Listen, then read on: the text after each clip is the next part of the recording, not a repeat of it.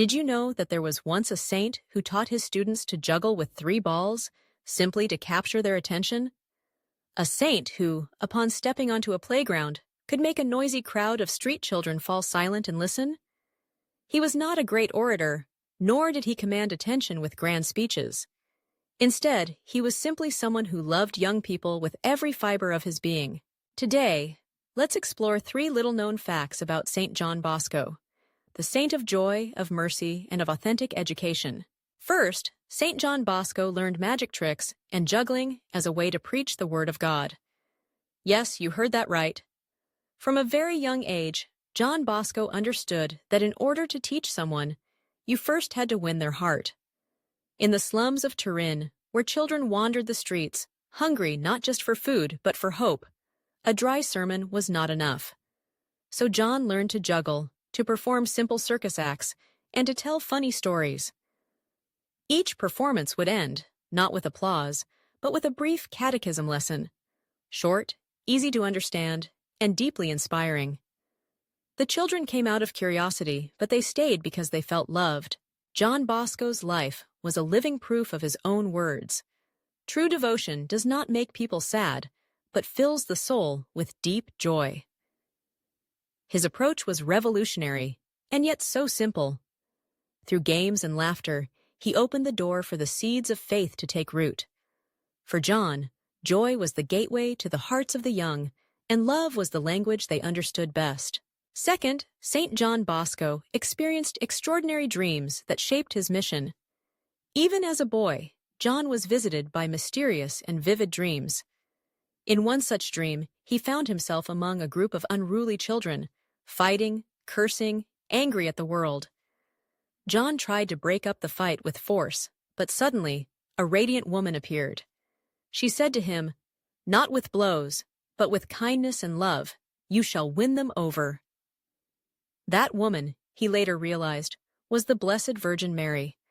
From that moment, John understood his calling: to reach out to young people, to love them as they were, and to gently guide them toward God. Throughout his life, he experienced many other dreams, some of which seemed to predict the future. He dreamt of great trials and dangers facing the Church, of threats to the Holy Father, and of the power of the Eucharist to bring salvation. Time and again, these dreams proved to be more than mere imagination. They were gentle whispers from heaven, guiding John's steps and confirming his mission. Saint John Bosco was more than a teacher. He was a prophet for his time, a man deeply attuned to the will of God. Lastly, John Bosco's preventive system of education changed the world. Unlike many educators of his era, he did not build schools as places to force learning upon students. Instead, he built an environment where young people wanted to become their best selves. His method, the preventive system, rests on 3 pillars: reason, faith, and loving kindness. In his time, strict discipline and harsh punishment were the norm. But John Bosco believed otherwise. If you wish to be loved by young people, you must first love them yourselves, he said. He did not wait for his students to make mistakes before correcting them. Instead, he anticipated their needs by creating a positive environment, by listening, by walking the journey alongside them as a caring father figure. Thousands of young people were rescued from gangs, from prison, and from despair. They found a new path, becoming upright Christians and citizens. The spirit of John Bosco's method lives on. Today, the Salesian schools and youth centers, inspired by his vision, are present in over 130 countries around the world. His legacy is not just a memory, it is a movement, bringing hope and opportunity to millions of young people, especially the poorest and most vulnerable.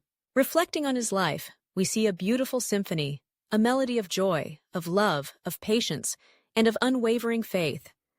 John Bosco once said, "It is enough that you are young for me to love you." For him, every young person was precious, regardless of their background, their struggles, or their mistakes.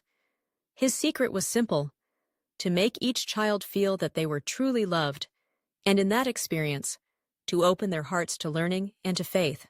His wisdom remains a golden key, not just for teachers and parents, but for anyone involved in youth ministry, or indeed for anyone who wishes to make a difference in the lives of others.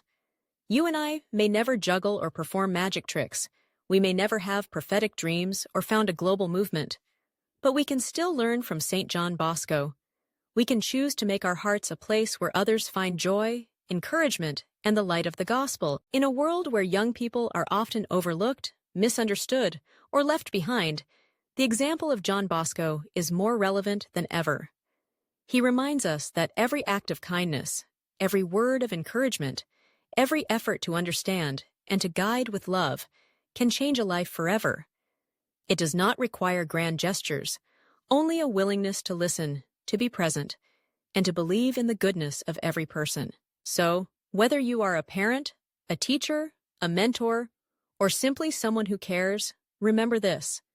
To reach the heart of another, especially the young, all you need is love. As St. John Bosco taught us, joy is contagious, hope is powerful, and love is the most persuasive teacher of all. Let us carry his spirit forward, creating spaces where every person can grow, belong, and discover the joy of being deeply loved.